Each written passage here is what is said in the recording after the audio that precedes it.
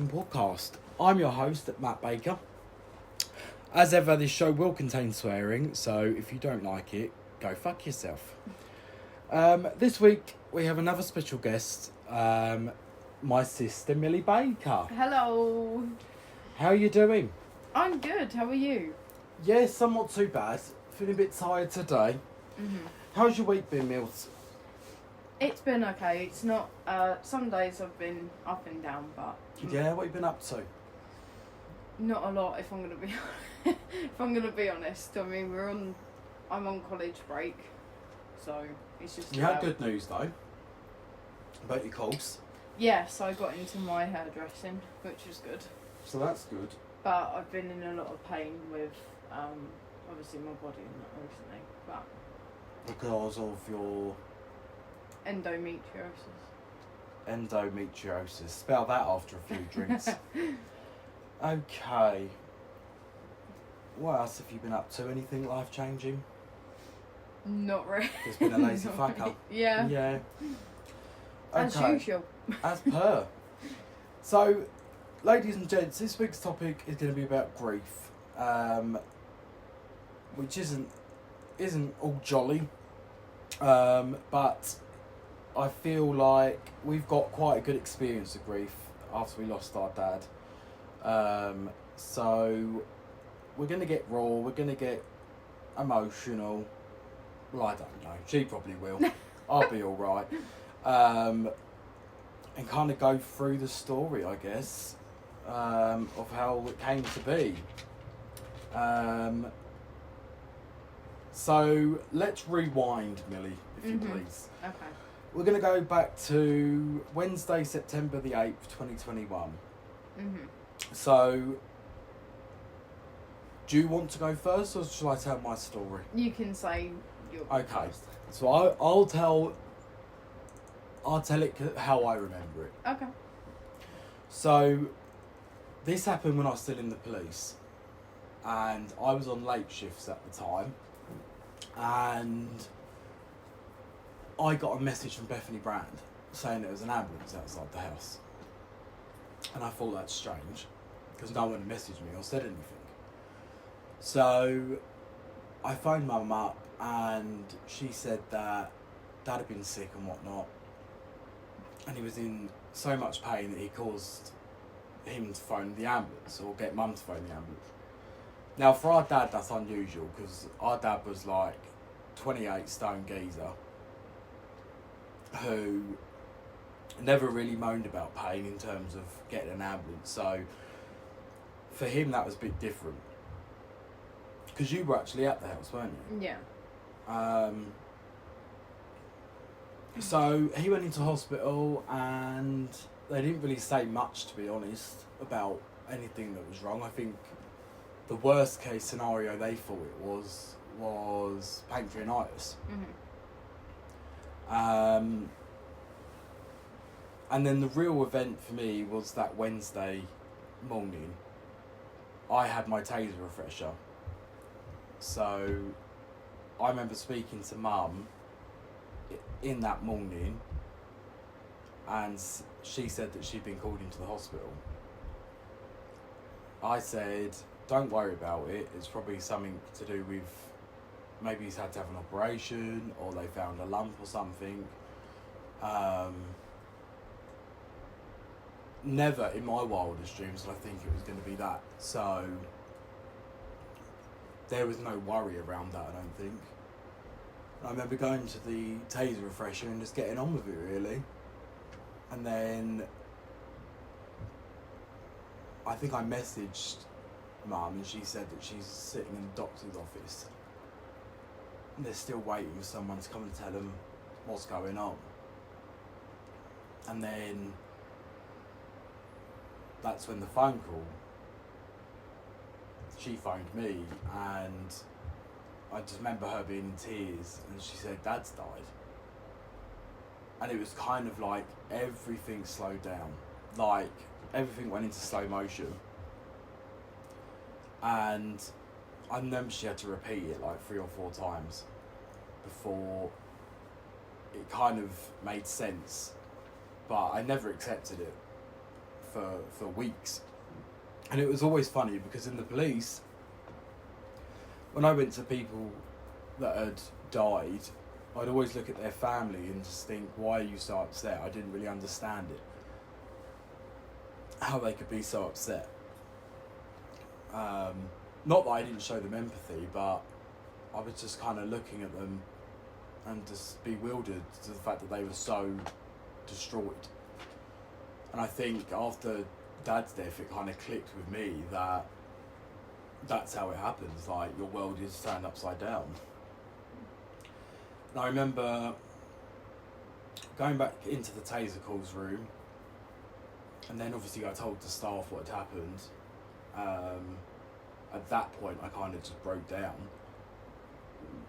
And I remember they very kindly drove me to the hospital, actually. And I remember then just thinking to myself, oh, Mum must have made a mistake, like, he'll be fine, maybe they got the wrong room, or there's been a mix-up of names, or whatever. And then I went up to the ward, and I was in such a state of, like, I was there, but I wasn't really there.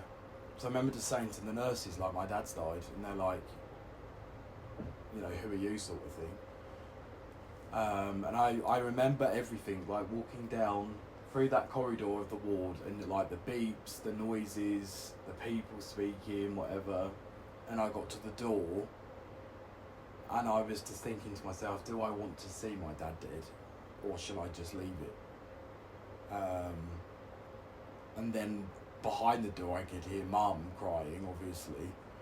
So that's what kind of sealed the deal with me going in. And then just seeing him dead. I mean, he did look asleep, to be fair. He didn't really look in pain or anything like that. So, you know, that was reassuring. But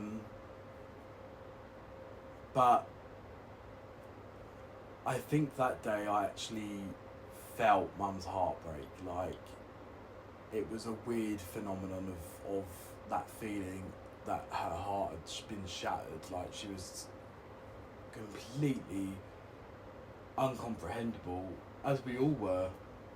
We were just looking at him like, what's happened? And even the doctors were confused. And I think that's what angered me the most, is the fact that they didn't know. They didn't have a clear-cut answer on what had happened to him. And then I remember going to get Uncle Tony and driving him back so he could say goodbye. And then we were kind of in limbo, really, because I think Mum had phoned the school. Me and Uncle Tony come and got you and Charlie. And you got me, I know Mum got Charlie and Alfie. Oh, that's it, yeah, from the other's place. But I couldn't say what had happened. No. And I remember coming back in the house, and I had to go upstairs because I couldn't face what was about to be said. And then I kind of sat on the stairs listening. And then when Mum told you, just the screams that were coming out was just horrendous. It was like a horror film. And then the following days I was just a complete wreck. Like, I remember the day after Dad dying, I woke up and thought it was a dream. I thought I could still hear him and whatnot. So when I came down, I was fully expecting him to like be sitting on the sofa, and obviously he wasn't. And that kind of just sent me into like a collapse again, while I was on the floor and like hyperventilating and stuff of where this man could have gone. And I think that was the most difficult part, was accepting it. So I went to the mortuary quite a few times to see him and to accept the fact that he was gone. And I think the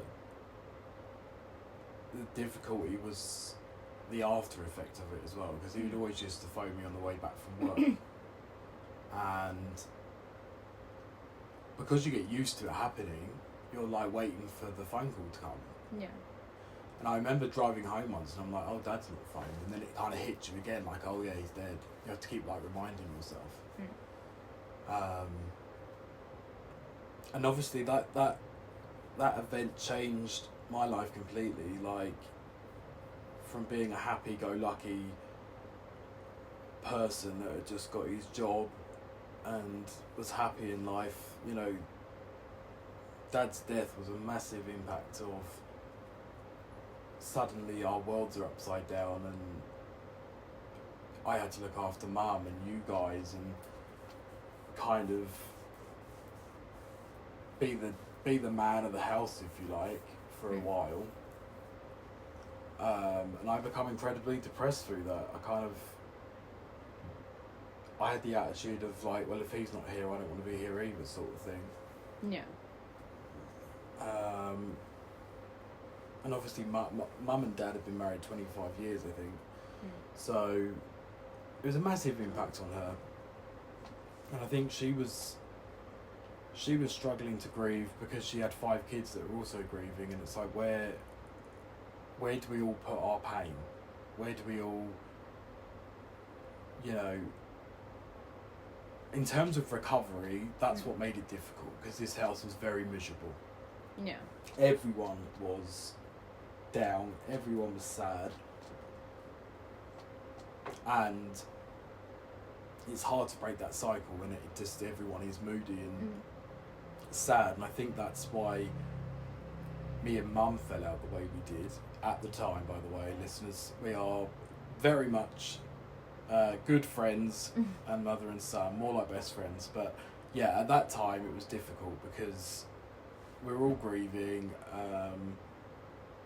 and some views and values, I guess, were crossed that I didn't agree with or whatnot. So I ended up moving out because it was getting to a point where it was just unhealthy, really, emotionally, for both of us to keep going at each other the way that we did. But anyway, Millie, what happened? It'd be interesting to hear your side of the story. So, when I think it was the Sunday that Dad went into hospital. Obviously, I was in my room, and Mum's just come in and said, "Stay in your room. We've just called the ambulance. Dad's gonna go in." And I was just a bit like panicking. I was like, "But why? What's going on?"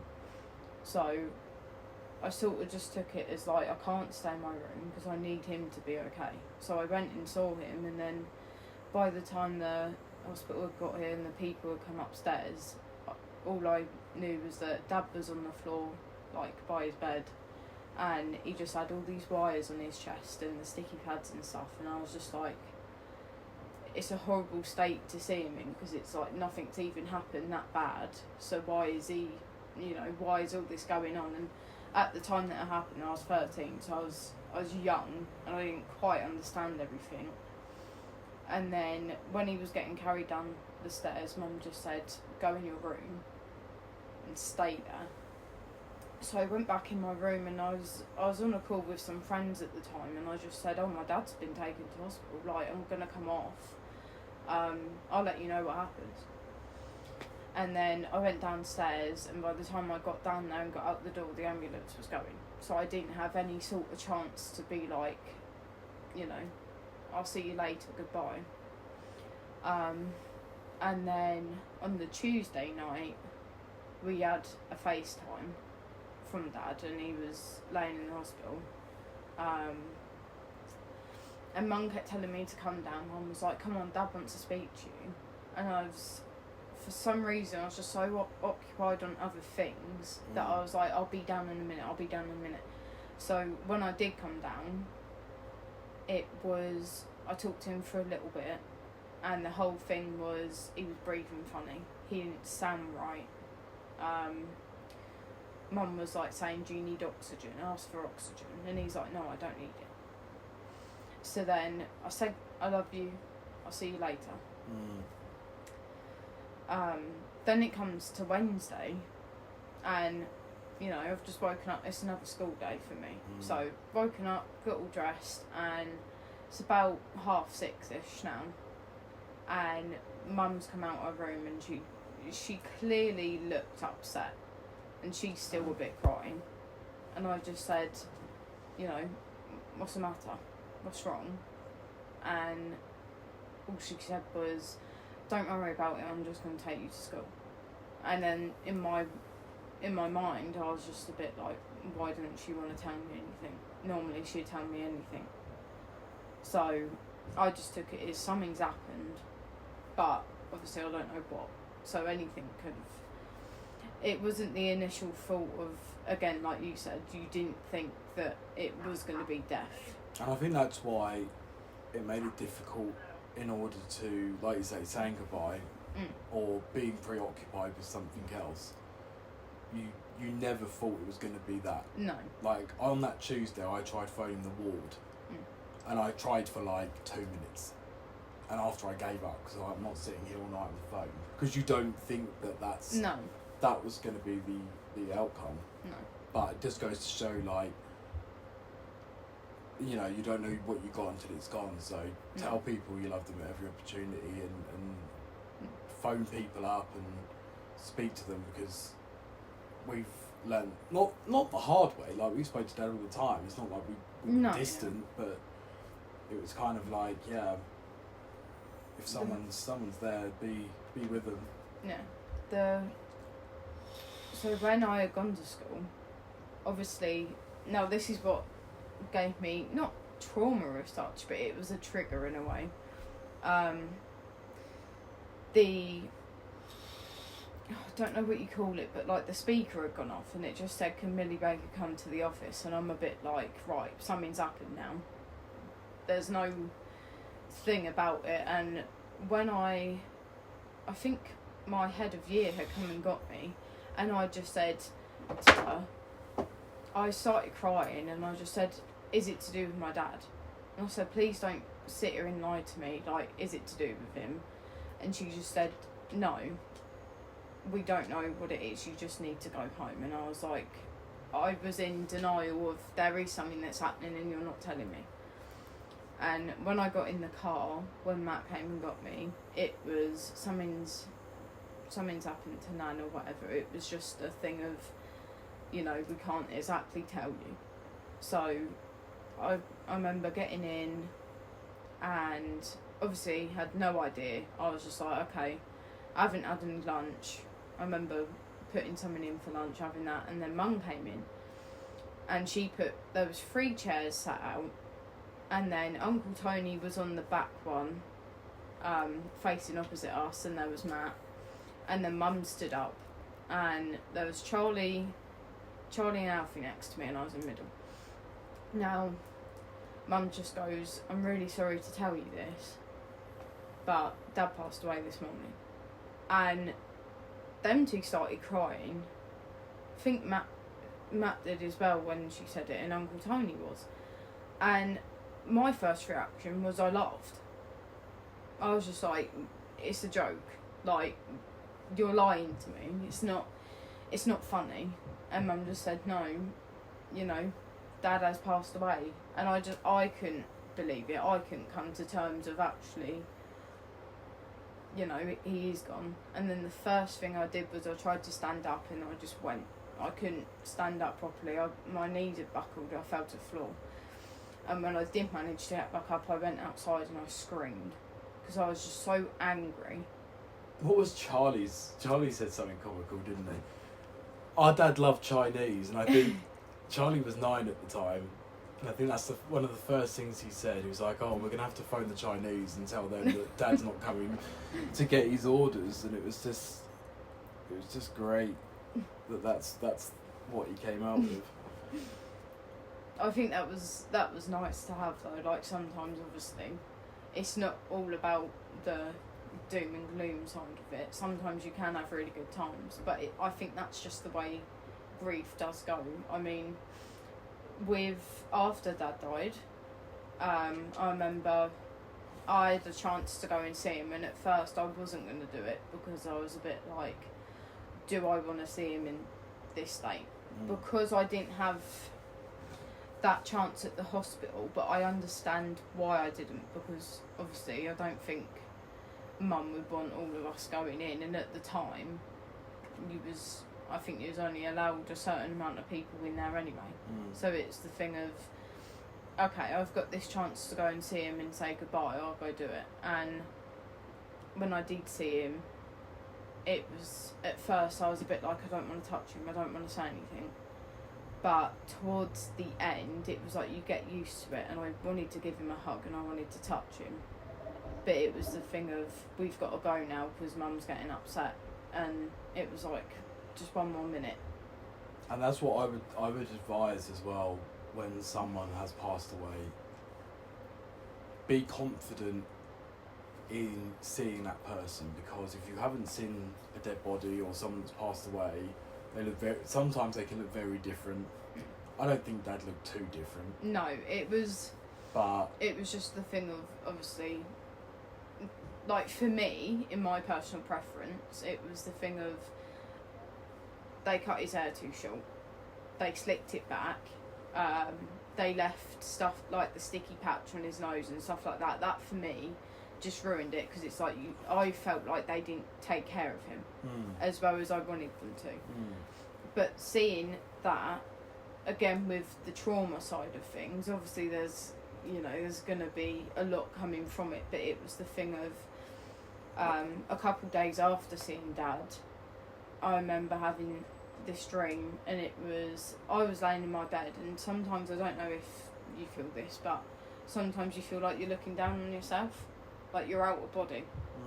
That's how it was, and I was laying in my bed, and I turned over, and all of a sudden Dad's next to me, and we're in his coffin, and then I say like, Dad, like, oh my God, it's you, and he just opens his eyes, and a massive thing of, what, like a massive scream, then it goes white, and I wake up, and I remember Mum coming in, and she's like, Millie, what's the matter? And I was just sat up screaming, and I just couldn't explain it. But yeah, that would be my advice, is make sure you're confident in seeing that person, because they can change appearance, and you want, it can do more damage than good, I think. Like, absolutely, that can be more traumatic than just remembering them as you know them, but as that person. I think for you, obviously, it wasn't easier, but obviously you saw Dad when, as you said, he looked peaceful, and then you saw him, obviously, there was time between that, so if there was a change, it's because he's, that the thing setting in, like, yeah, the decomposition. Exactly. Whereas with me, it was just, I've only seen that part of him. Yeah, exactly. And I haven't seen when he was sleeping peaceful. And the only thing that hurt me the most when Dad died was, I didn't get to talk to him, and I think all of us have that, but it was the thing of, before he went into the hospital, me and him had an argument the night before, and I just said, oh, I hate you. And normally in the morning we would have talked about it, but he didn't. Normally you come in, it'd be like, look, I'm sorry.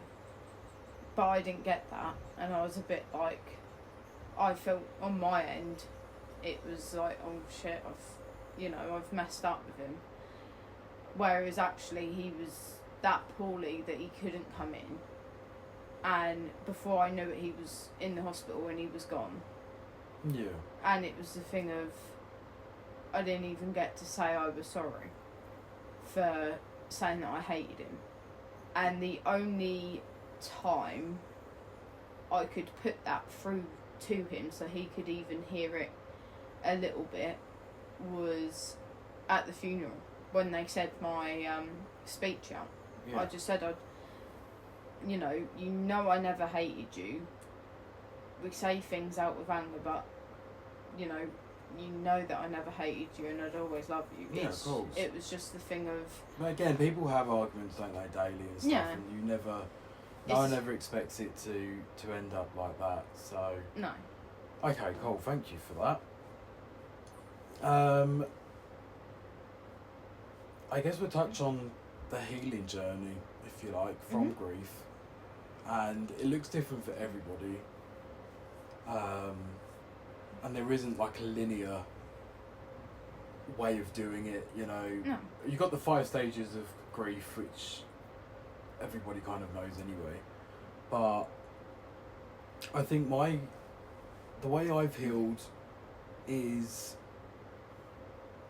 to not block it out as such, but it's almost like to forget. I think you certainly learn to live without. Like, if we went back to 2021, 2022, it was a lot more difficult than it is now. Even to like do daily functions. Like the first few days after Dad died, it was kind of like even talking to people was too much, or getting out of bed was too much. And whereas now, I don't pay it too much mind. It doesn't really come up in my head as much. No. I don't think about it as intently as I did. No, and I think that's because, like, whenever I have this sort of conversation with Mum, she says it makes us stronger as a whole family because we all went through it and we was all there for each other. And obviously we still are there for each other, but it's the thing of we all know how much it did affect us and brought us down. And, you know, it's sort of like we had to do life all again, like a refresh, if you know what I mean. Like that chapter came to an end and we had to open a new one without our say. Yeah, definitely. And I think that saying, like, it makes you stronger can sometimes invalidate trauma, I think. Like, actually, no, it kind of fucked us up in a big way. Yeah. Like, it doesn't have to make you stronger. No, I think it did both. Like, if you think about it now, I know if you came to me in 2021, 2022 and said, oh, let's speak about Dad, I wouldn't have been able to sit here and tell you all that I've said today without crying. The first thing, even if I said Dad passed away, I'd be in absolute, like, I'd just break down.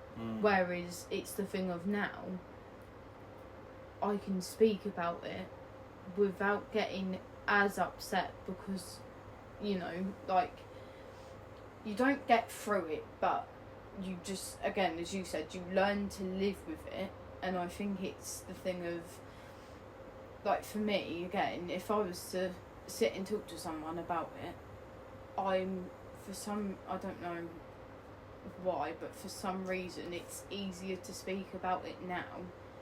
But it's also sharing that thing of, actually, yes, my dad's passed, but,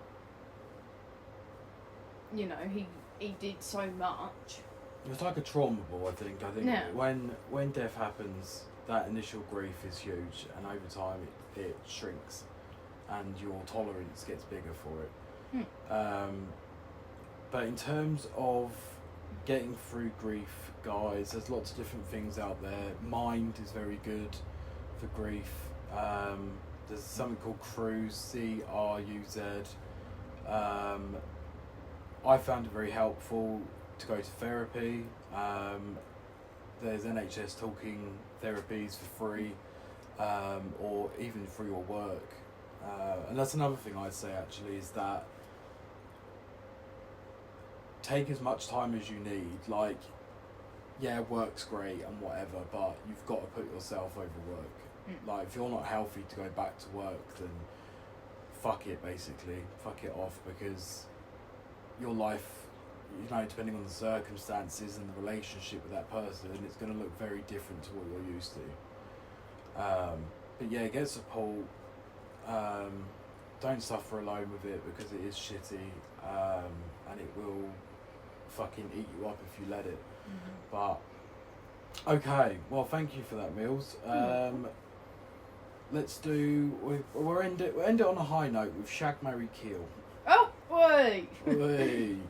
Okay, so first 3 is Prince Eric, Aladdin, Flynn Rider. Okay. What's Prince Eric from? Ariel. Yeah. Right, no offence to Aladdin, right, but he's just not my type. You So- racist? No, not being racist. He's just not my type of boy. So I'd kill him. I'd shag Prince Eric, and I'd marry Flynn Rider. I'm with you with the Marry Flynn Rider. Mhm. He's stunning. Shag Aladdin, kill Prince Eric, I'm afraid. I don't even know what he looks like, so. Okay, next one. We've got Rennie, the little rat, Oh. Mr. Incredible, and Oh. Falky. Oh God. Well, marry Mr. Incredible already. I mean, come on, I big think old hunky lad. I think I'll shag Mr. Incredible. I'd marry Rennie purely because he's a good cook. Well, true. That is true. I'd probably. Falky, what the fuck would you do with him? I'd shag Remy and kill Falky. You check a rat. If it came down to it, come on now. Okay. Next lot is Jessie, Dory, and Joy. Oh. I'll go first. Okay. Marrying Joy. Mhm. Sorry, I'm trying to get. Killing Dory. And shagging Jessie. Is that because she's got short-term memory? Yeah, she's really fucking annoying, actually. Wait, it was Jessie. Jessie, Dory, and Joy. Oh, okay. I'd probably marry Jessie, just because, like, you know, she's a redhead. I like a little redhead, okay? With Joy, I'd shag Joy, because obviously it'd be a good time. Disgusting. And then Dory, yeah, I'd have to kill Dory. Okay, last three. Elastigirl, Oh. Mike, and Sully. I'll go first. I am marrying Sully, shagging Elastigirl, killing Mike. Elastigirl can get freaky, I reckon. Yeah, yeah. I think it'd be the same for me, to be fair. Well, on that conclusion, that's Prince Eric. Yeah. Oh, stunning. Maybe I'll change my answers. Well, ladies and gents, thank you so much for listening. My voice is on the fucking way out, which is just great. But yeah, hopefully you've got some insight from that. And the next episode is going to be based on the police. Yay! So, yeah, have a lovely rest of your weekend and we'll catch you soon. Bye. Bye.